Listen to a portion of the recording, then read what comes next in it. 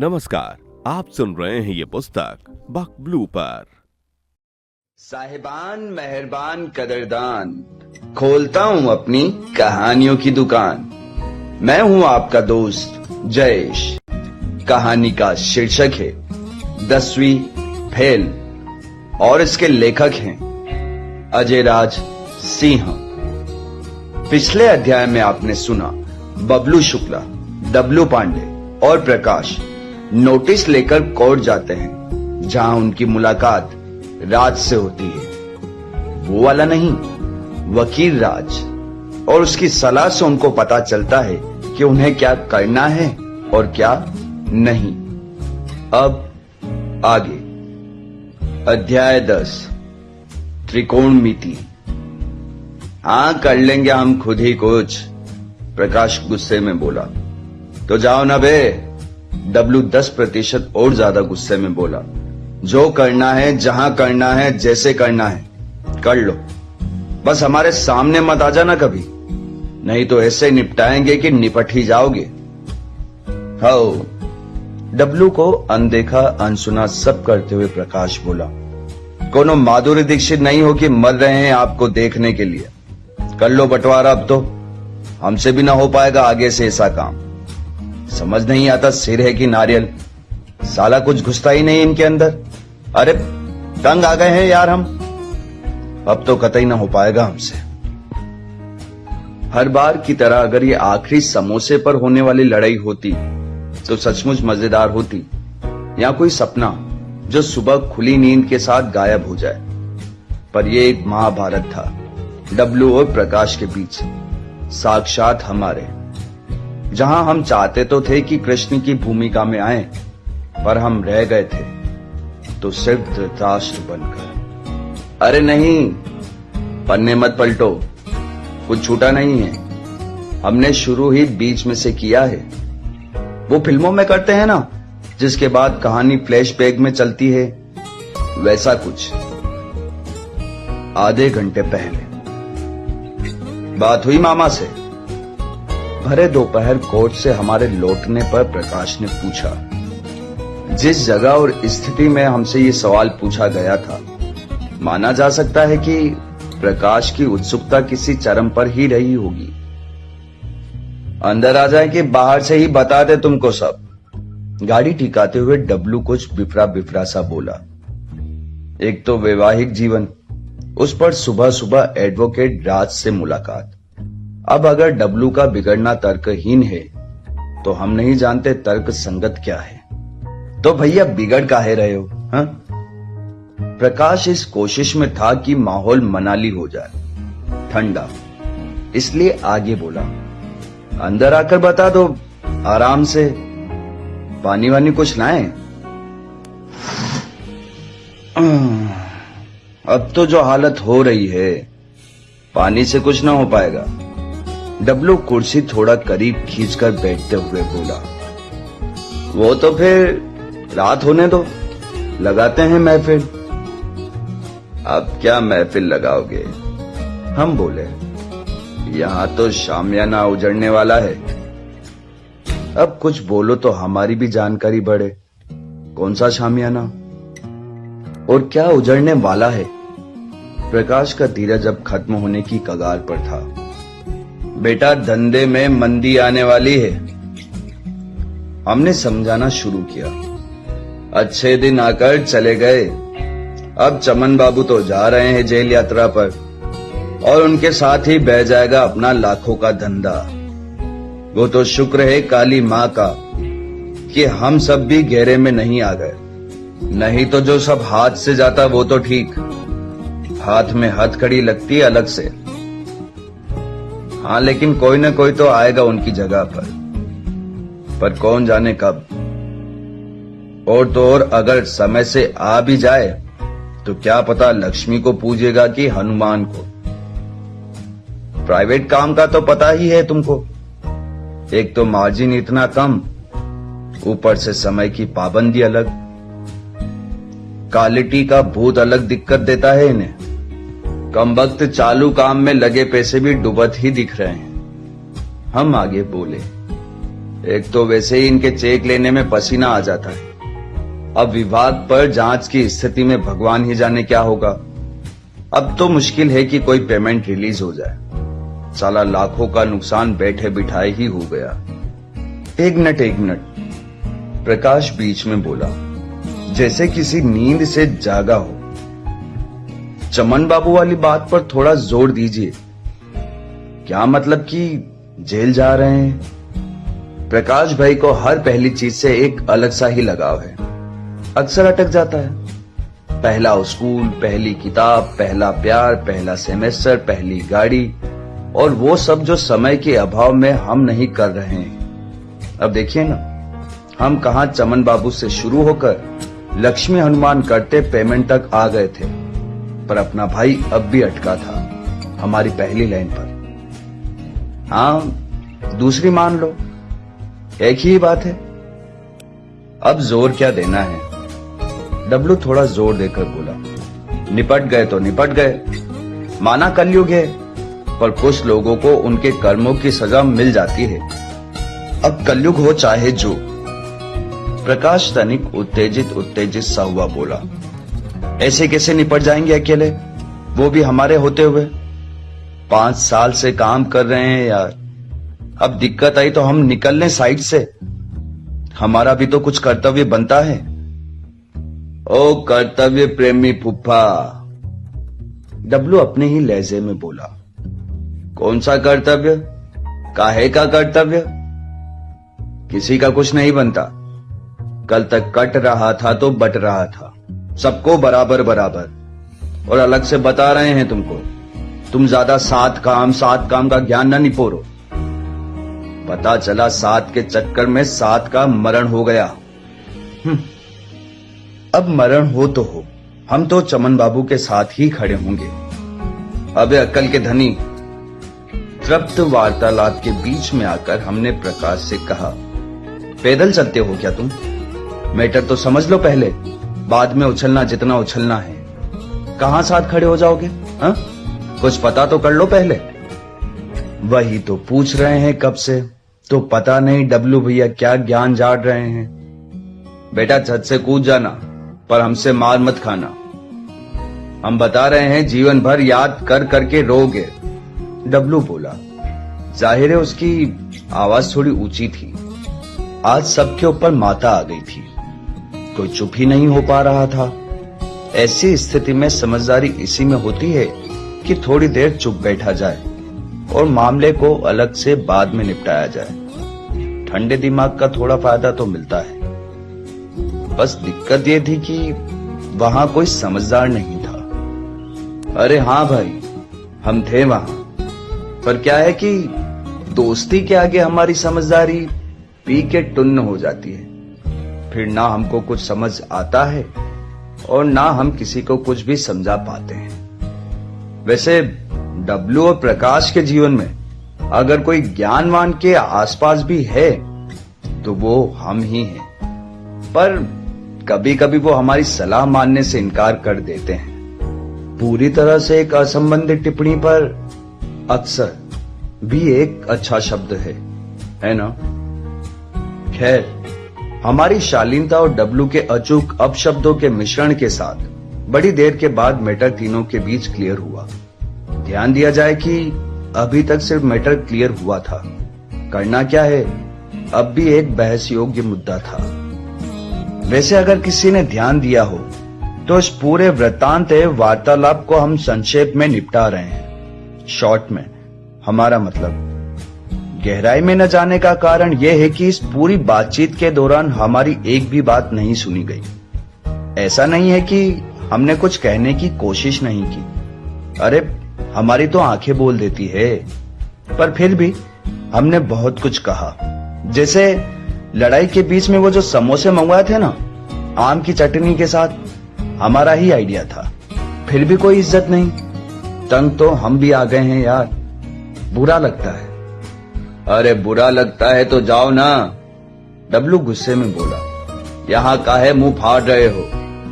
आओ चले जाएंगे, प्रकाश उत्तेजना से पूर्ण आवाज में बोला। बीच में हुई बातचीत जो हम अपनी बेइज्जती होने से बचाने के लिए खा गए, उसका सार बता देते हैं। अब तक प्रकाश समझ गया था कि चमन बाबू का कार्यकाल लगभग समाप्त हो चुका है, पर मानना नहीं चाहता था। वो उनके आखिरी वक्त में उनका साथ देना चाहता था। उसे सही गलत का कोई परवाह नहीं था। उसके लिए तो बस पटेल बाबू का किसी भी तरह से इस समस्या से बाहर निकल जाना जरूरी था, फिर चाहे जहां उलझना पड़े। वहीं दूसरी ओर डब्लू को वकील साहब की बात जच गई थी। भाई को समझ आ गया था कि थोड़ा झूठ बोलना पड़े तो ठीक, पर समझदारी पतली गली से निकलने में है। उसने पूरी बातचीत में जिस तरह 3 बार चमन पटेल की तुलना उड़ते तीर के साथ की थी, हमको तो उसमें साक्षात अपनी अम्मा नजर आने लगी थी। उसके पैर हम बस इसलिए नहीं पड़े कि डायलॉग वायलॉग तो ठीक था, अपनी बात में वो अम्मा वाला स्वेग नहीं ला पा रहा था। अरे आसान है क्या? अब इससे ज्यादा आसान क्या होगा?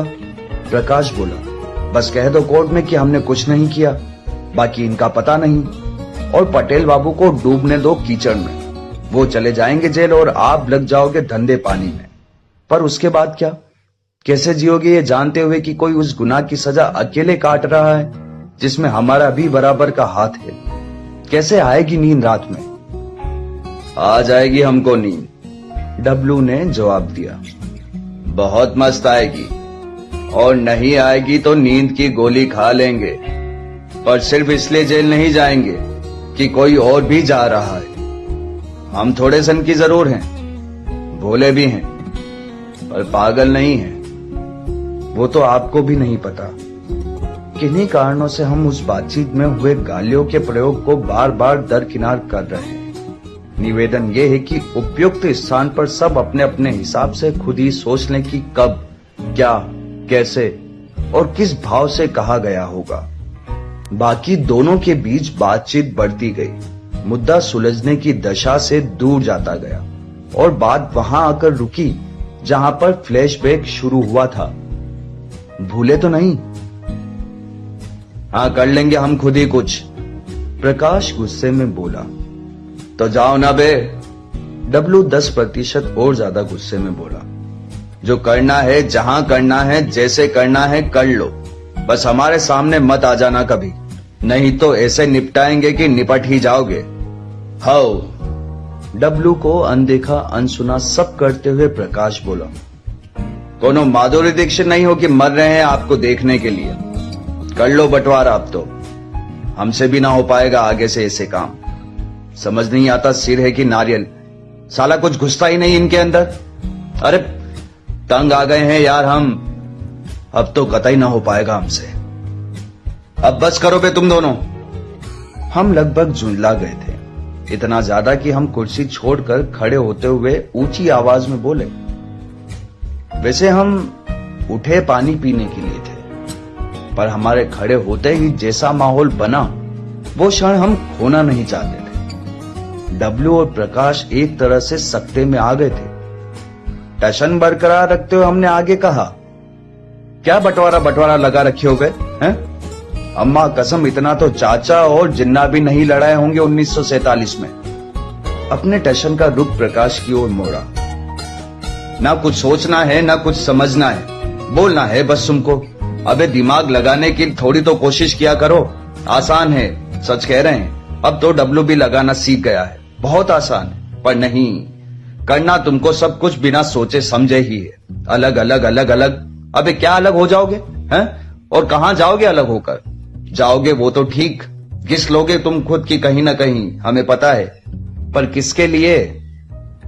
फिर आई बारी डब्लू की, और तुम बहुत ज्ञानी हो ना, किसी से भी कहीं भी लड़ने को तैयार हो जाते हो। बहुत धंधे वाले हो गए, बिल्डर डब्लू पांडे। हाँ, भूल गए जब बिल्डिंग के नाम पर बस शौचालय बनाया करते थे? भूल गए वो मंदी के दिन जब काम के लिए यहां वहां ठोकर खाते फिरते थे? भूल गए वो सब कुछ जो तुमने हमारे साथ सहा था? बड़े आए अकेले धंधे संभालने वाले, अभी साइन भी कर लेते हो ढंग से कि चल दिए बस टेंडर भरने। अब तो कसम से मजा आ रहा था बोलने में। छोटी सी बात हुई नहीं कि आ गई दरार, चले हैं बंटवारा करने। अब फिल्मों में भी 2.5 घंटे लग जाते हैं दोस्ती टूटने में, तुमने तो साला आधे घंटे में ही सब बंटाधार कर लिया। वो तो फिर भी हीरोइन के लिए लड़ते हैं तो समझ आता है, तुम काहे लड़ रहे हो बे? हैं? हम मानते हैं कि चमन पटेल के अलावा और भी कारण हैं, छोटे छोटे, जो जाने कितने सालों से सबके मन में दबे हुए हैं, पर वो तो हर धंधे में होते हैं। केस की आड़ में लेकर फूटने लगे। अरे धंधा छोड़ो, दोस्ती के ऊपर है क्या कुछ? बात करते हैं। छोटू, अबे पानी पिलाओ यार तुम। हमारी पूरी बात लगभग 4 मिनट तक चली। गालियों को हटाकर बस इतना ही बता पा रहे हैं अभी, बाकी लगा लो खुद ही दिमाग। अब तो प्रकाश भी समझ गया है कि आसान है दिमाग लगाना। अगर किसी को लग रहा है कि हमारे भाषण का किसी पर कोई असर हुआ होगा तो हम उसकी सोच को सलाम करते हैं तहे दिल से। पर सच्चाई ये है कि हमने तो बस एक बीन बजाया था 2 भैंसों के आगे। पर ऐसा भी नहीं है कि कोई अंतर नहीं आया। अब छोटू हमको बिना बोले ही पानी पिलाया करता है, पर डब्लू और प्रकाश दोनों अब भी अपनी ही बात पर अड़े हुए थे। एक तरफ अम्मा की शिकायतें तो दूसरी तरफ धंधे में संभावित रुकावट, एक तरफ कोर्ट के चक्कर तो दूसरी तरफ पिंकी जी को लेकर असमंजस की स्थिति। कभी हां की उम्मीद तो कभी ना का डर। कम शब्दों में कहें तो जीवन डामाडोल और लुटिया डूबती हुई नजर आ रही थी। यह भी कह सकते हैं कि घड़ी दुविधाजनक थी। दीवार पर बाकायदा लगी तो थी, पर चल नहीं रही थी। खराब हो गई होगी शायद। ऐसे देखने से सुधर जाएगी क्या? अम्मा ने हमसे कहा। यह सवाल तब आया जब उसी रात अपने कमरे में दीवार की ओर नजर गड़ाए हम कुछ सोच रहे थे। हम चाहते तो थे कि कह दे कि अभी घड़ी की इतनी औकात नहीं हुई है कि हम उसे देखें, पर ना तो ये किसी साउथ की मूवी का डब्ड सीन चल रहा था और ना ही इस बात में एक तिनके भर की भी सच्चाई थी।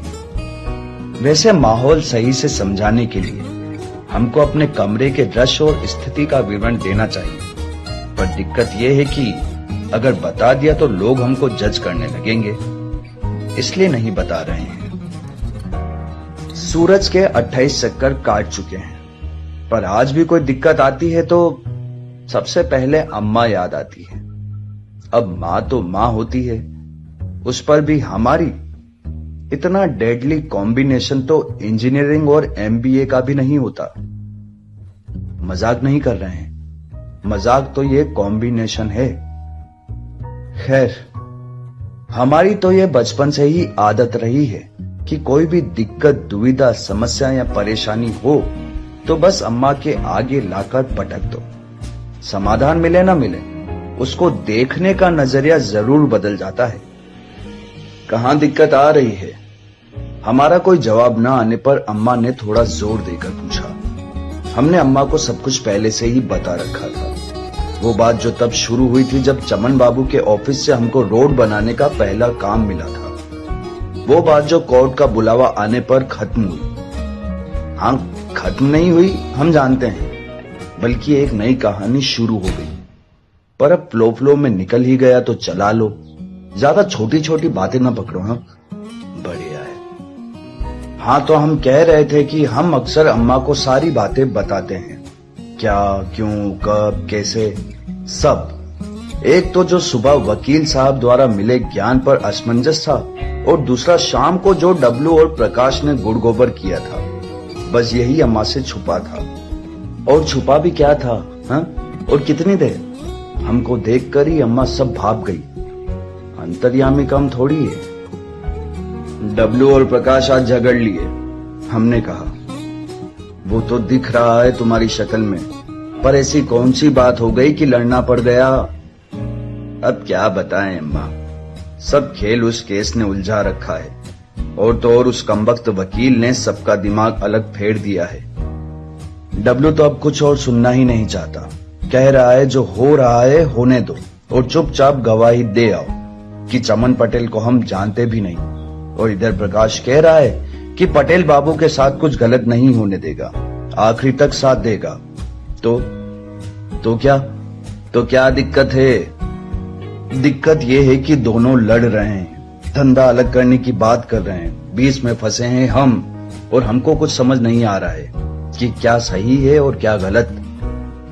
बेटा यूं तो ज्ञान बहुत है हमारे पास, तुमको बगल में बैठा कर झाड़ भी सकते हैं, पर क्या है कि ये जो गलत सही समझने निकले हो ना तुम, वो कभी भी नहीं आने वाला, ना हमारे समझाने से और ना ही ना समझाने से। असल में गलत सही जैसा कुछ होता ही नहीं। आज जो गलत है वो कल सही हो सकता है, कल जो सही था आज गलत हो सकता है। जो हमारे लिए सही है वो किसी और के लिए गलत हो सकता है, जो किसी और के लिए सही है वो हमारे लिए गलत हो सकता है। तुम तो बस वो कर सकते हो जो तुम्हारा दिल चाहता है, और तुम क्या, हर कोई वही करता है जो उसका दिल चाहता है। दिल के खिलाफ जाकर कुछ करना एक तरीके से दिल का कहना ही तो मानना है। सब नजरिए का खेल है बबुआ। इसके बाद रेडियो चलता रहा और अम्मा लगी रही ये समझाने में कि क्यों हमारा कुछ भी समझना जरूरी नहीं है। आज हम वो अम्मा वाला पूरा ज्ञान यहां नहीं उड़ेल रहे हैं, इसलिए नहीं कि हमको किसी पर दया आ रही है, वो तो बस थोड़ा लंबा हो गया था तो बताने में आलस आ रहा है। हमारी अम्मा से हुई पूरे 52 मिनट की बातचीत के 3 सार निकले। एक तो ये कि सही गलत जैसा कुछ भी नहीं होता, दूसरा ये कि अगर होता भी है तो किसी को फर्क नहीं पड़ता, और तीसरा ये कि अम्मा से 52 मिनट बात करना जहन के लिए हानिकारक है। कसम से सब घूम जाता है, यूं निकालने जाए तो और भी सार निकल जाएंगे शायद, पर कहा ना फर्क नहीं पड़ता। वो दिन जैसा बीता और जो हमारा हाल हुआ था, हम पूरी तरह से टूट चुके थे। कह देना नाकाफी होगा, कभी कभी तो लगता है कि बस कोई आकर कह दे कि आपके साथ एक छोटा सा मजाक हुआ है, सब ठीक है, शायद कोई तसल्ली आ जाए। पर नहीं, कोई क्यों करेगा मजाक हमारे साथ। अभी आप सुन रहे थे ये पुस्तक बक ब्लू पर। आपको ये किताब कैसी लगी कमेंट में हमें जरूर बताएं। साथ ही स्क्रीन पर दिए गए सभी प्लेटफॉर्म्स पर हमको फॉलो करना ना भूलें। धन्यवाद।